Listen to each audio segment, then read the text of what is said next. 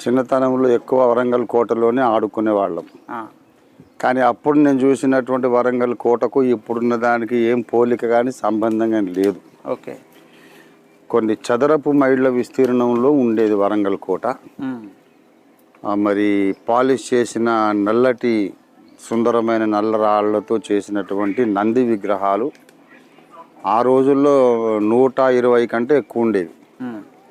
తర్వాత ఈ సింహద్వారాలు, కాకతీయుల సింహద్వారాలు అనేకం ఉండేవి. ఓకే.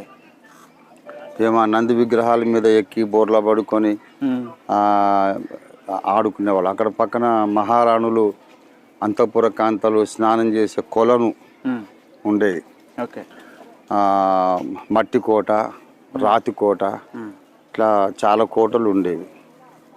అనేక చదరపు మైళ్ళ విస్తీర్ణంలో పెద్ద కోట. ఇప్పుడు ఆ